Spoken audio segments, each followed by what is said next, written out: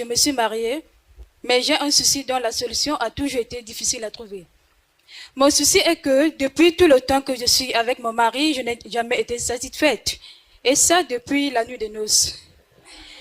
Car j'ai eu comme l'impression d'avoir épousé un homme qui n'a jamais atteint l'âge de la puberté. Car je ne sens toujours rien.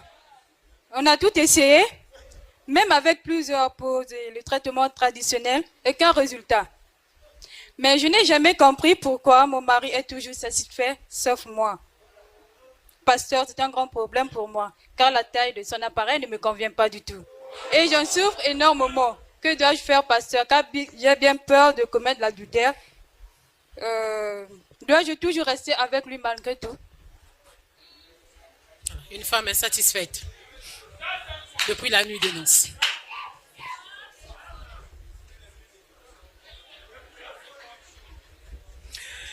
Pasteur, je vous sens dans la douleur. Je vous sens complètement dans cette tristesse avant que vous nous donniez la réponse. Comment cette femme, depuis la nuit des noces, si Dieu donnait à la femme d'aller dans un mariage vierge, comment cette femme, sans expérience aucune, connaît-elle, sait-elle qu'elle n'a jamais été satisfaite? Depuis la nuit de noces, donc la toute première action. La satisfaction, on ne l'apprend pas. Si vous allez dans un restaurant, qu'on vous sert un mets, et que le mets était satisfaisant, vous n'avez même pas besoin de l'expliquer. Vous sentirez tout de suite. Le palais va l'expliquer. Ça ne s'apprend même pas. Quand on est satisfait, il y a la dopamine qui est sécrétée, l'ocytocine et tout le reste. Donc ce sont ces hormones-là qui vont faire que votre être entier se sent très bien. Or, cette femme n'a pas tout ça. Et vous voyez, c'est pourquoi le lien émotionnel n'existe presque pas. Cette femme-là est quasiment séparée de son homme. Je vous en prie, je parle au nom du Seigneur. J'ai eu à causer avec la femme d'un pasteur. Il n'est pas ici. D'un pasteur. Quand je parle avec la femme du pasteur, parce que j'avais constaté qu'il y avait un problème dans le couple, la femme me dit clairement et carrément, il dit, pasteur, j'étais sur le point de commettre l'adultère. Ton frère que tu vois là ne connaît rien. La femme d'un pasteur. Quand tu viens prêcher l'évangile, tu nous fais beaucoup de bruit là. Tu pensais qu'en maniant ta Bible là, tu vas régler le problème sexuel? Mais oui, mais manier la Bible ne suffit pas. La femme, elle n'a pas besoin de te maniement de la Bible pour elle. Elle a besoin d'un homme. Il n'a pas assez de temps, voilà. Alors maintenant, qu'est-ce que cette femme peut faire? Malheureusement, elle ne peut pas divorcer. Elle doit rester là.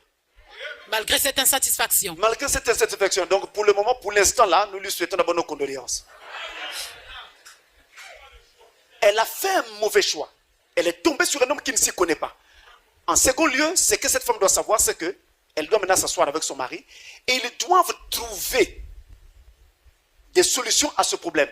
Pour ce faire, inviter un pasteur qui s'y connaît ou quelqu'un qui s'y connaît et qui viendra vous expliquer, qui viendra vous aider. Il vous fera une véritable instruction. Parce que même là, j'ai parlé avec vous, je n'ai presque rien dit. Hein. Mais est-ce que le monsieur ne s'y connaît pas vraiment? Oui, en troisième lieu, il faut que cette femme sache que la taille de l'organe masculin n'est pas synonyme de plaisir. Parce que ça aussi, ça peut lui causer un problème. Ce n'est pas cela. Une femme pour être satisfaite, on n'a pas besoin d'avoir quelque chose de monstrueux. On a juste besoin d'être un homme, c'est tout. Okay. On a juste besoin de savoir s'y prendre, comment prendre sa femme, c'est tout. Et donc, à ce propos, cet homme-là était censé connaître, par exemple, ce qu'on appelle les zones érogènes. Pour donner du plaisir à une femme, on n'a pas toujours besoin de pouvoir arriver jusqu'au coït.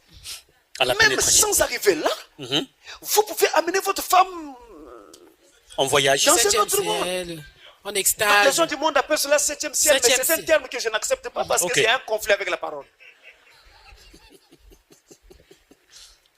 Vous comprenez? Donc en fait, vous comprenez que même sans ça, vous pouvez y arriver. Toute activité sexuelle ne doit pas forcément se terminer par un coït. Mais et pourtant, vous arrivez très bien à une satisfaction. Et il y a plusieurs méthodes pour cela. Parmi lesquelles, par exemple, vous savez,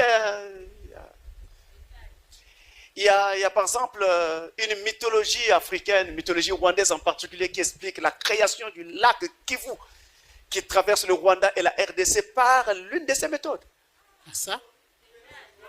La méthode Kunyaza. Mais on parlait d'une reine dans la mythologie qui, son mari, le roi, était à la guerre.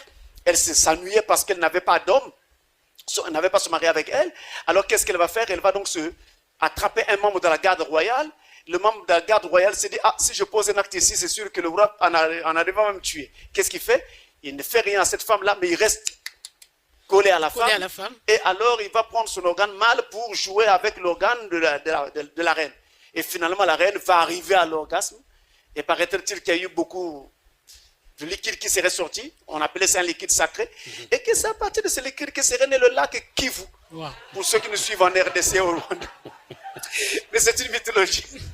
Alors.